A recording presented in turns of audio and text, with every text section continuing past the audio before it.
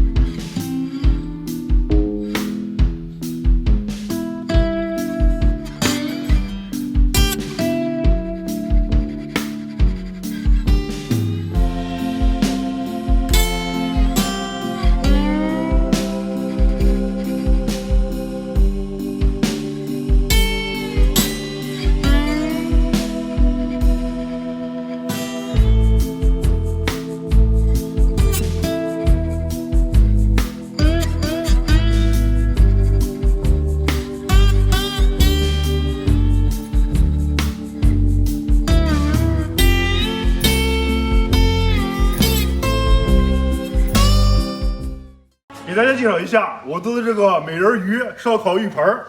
当我们出去摆摊儿卖烧烤的时候，首先掀开上面的这个盖子，它就会变成一个给我们招揽生意的灯箱这里是开关。可能是白天的原因显得不是特别亮晚上的时候咱们再拍拍看看。不仅如此，它还可以旋转，漂不漂亮？下面是一个音乐喷泉打开完之后，它就会喷出水来。而且如果说有音乐的话，它还会随着音乐的节拍上下起伏。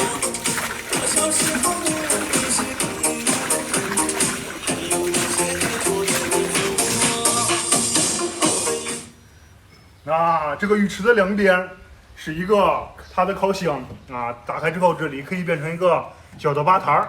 我们在里面烧烤的时候不会感觉到炎热如果说水太凉的话，你还会感觉到特别冷。但是也不用担心，它的下面有一个加热系统，只需要打开这里，往里面添一些柴火，就可以给浴池加热。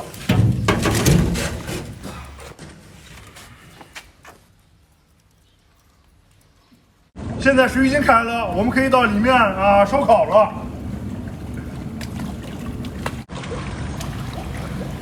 其实里面的水并没有开，只不过是为了视觉效果，我在这个浴池底下安装了几个出气孔，这里是开关，关上之后它就没有了然后之后再打开。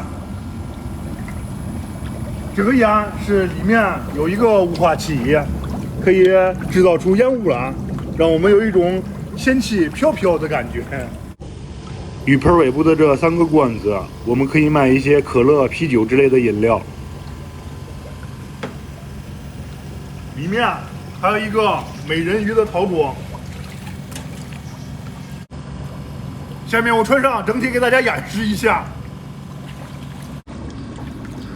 穿上这个美人鱼套装之后啊，我就会变成一个美人鱼烧烤大师，让我在激烈的竞争者之中脱颖而出啊，弄不好半条街的烧烤生意都是我的。